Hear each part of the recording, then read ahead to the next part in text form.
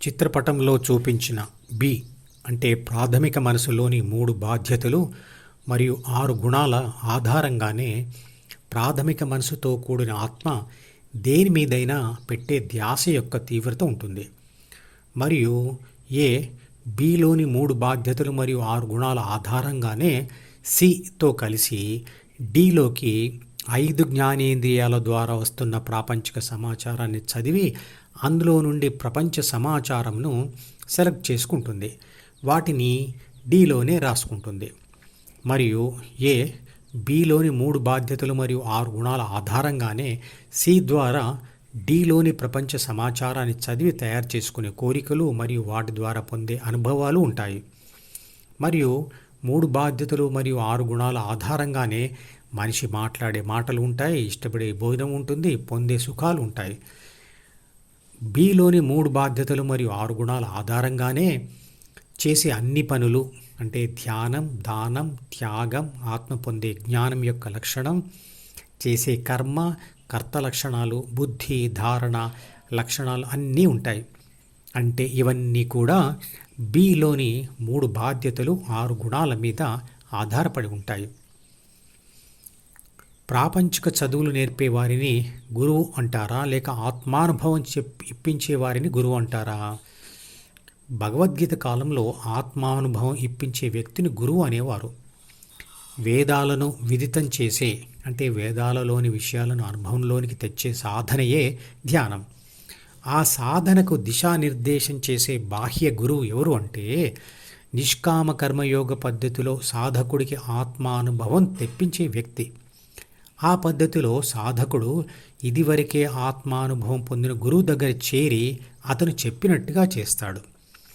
మరి అంతర్గతంగా ఉండే గురువు ఎవరు అంటే జ్ఞానయోగ పద్ధతిలో అంటే బాహ్య గురువు మీద ఆధారపడకుండా ఒంటరిగా యోగ సాధన చేస్తున్న వ్యక్తి యొక్క అంటే ఏబిసి యొక్క బుద్ధి లేదా విశ్లేషణ శక్తియే గురువు.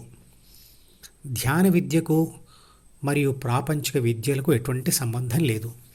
ప్రాపంచిక విద్యలన్నీ మంచి లేదా చెడు అంటే ఏదో ఒక రకమైన భౌతిక జీవనానికి ఉపయోగపడతాయి. కానీ ధ్యాన విద్య క్రమక్రమంగా ఆ భౌతిక జీవనం గడపడంలో చెడును తొలగిస్తుంది మరియు తర్వాత ఆధ్యాత్మికతను పొందుపరుస్తుంది.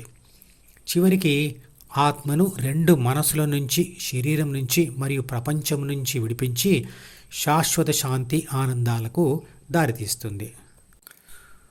గురుర్ బ్రహ్మ గురుర్ విష్ణు గురుర్దేవో మహేశ్వర అనే శ్లోకం యొక్క లింక్ను ఈ వీడియో డిస్క్రిప్షన్లో ఉంచుతున్నాను, వినండి. ఈ శ్లోకంలో ఉపయోగించిన బ్రహ్మ, విష్ణు మరియు మహేశ్వరుడు అనే పదాలు ఎవరిని సూచిస్తున్నాయి? విశ్వశక్తి లేదా పరబ్రహ్మ నుంచి పుట్టినది ఆత్మశక్తి అంటే బ్రహ్మ. ద్వితీయ మనసులోని అహం అంటే నేను, నాది, నాకు, నన్ను అనే భావనే మహేశ్వరుడు. మరియు ద్వితీయ మనసు యొక్క డిలోని కోరికలే విష్ణువు. కాబట్టి పరబ్రహ్మనే అసలైన గురువు. పరబ్రహ్మ లాంటి గురువుకు నమస్కారం అంటాడు ఆ శ్లోకం చివరిలో. ఆత్మ యొక్క బుద్ధి లేదా విశ్లేషణ శక్తియే ద్వితీయ మనసులోని సి అంటే అహంను మరియు డిని సృష్టిస్తుంది. ఎలా అంటే ఏబిసి డిలోకి ఈ అంటే జ్ఞానేంద్రియాల ద్వారా చేరే సమాచారాన్ని అనుభవించి మరియు విశ్లేషించి అహంను మరియు డిను సృష్టిస్తుంది, తర్వాత బలోపేతం చేస్తుంది. 6 గుణాలు ప్రేరేపణతోనే ఆత్మ ప్రాపంచిక అనుభవాలు పొంది ద్వితీయ మనసులో సృష్టించిన నేను, నాది, నాకు, నన్ను అనే స్వార్థభావంతో కూడినదే అహం. అదే మనిషి పతనానికి కారణమవుతుంది. అదే ధ్యాన కోరికకు సృష్టించి ద్వితీయ మనసు పతనానికి కూడా కారణమవుతుంది. ఎలాగా అంటే అహం ఉన్న మనిషిని ప్రకృతి లేదా చుట్టూ ఉన్న మనుషులు వ్యతిరేకిస్తారు మరియు అవరోధాలు సృష్టిస్తారు.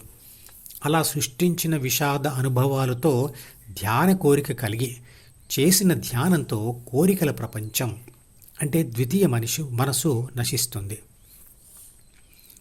బుద్ధి, కోరికలు, అహం ఈ 3 కలిస్తే మనసు అవుతుంది అంటాడు భగవద్గీతలో.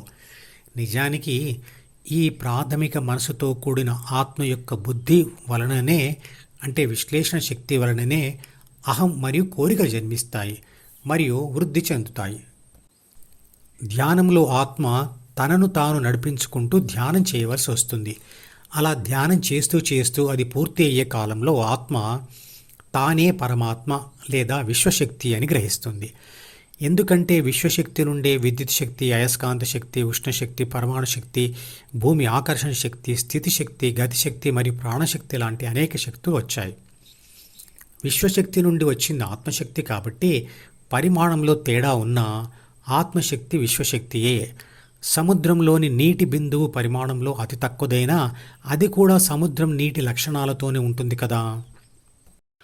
1వ నెంబర్ వీడియో నుండి మొదలుపెట్టి వరుసగా చివరి వీడియో వరకు చూస్తేనే ధ్యాన శాస్త్రం సంపూర్ణంగా అర్థమవుతుంది. ఈ మధుపదం యూట్యూబ్ ఛానల్ వీడియోని సబ్స్క్రైబ్ చేసి గంట గుర్తును నొక్కి ఆల్ని సెలెక్ట్ చేసి ప్రతిరోజు యూట్యూబ్ ఓపెన్ చేసి అడుగున ఉన్న సబ్స్క్రిప్షన్ బటన్ నొక్కితే అన్ని లేటెస్ట్ వీడియోలు చూడవచ్చు.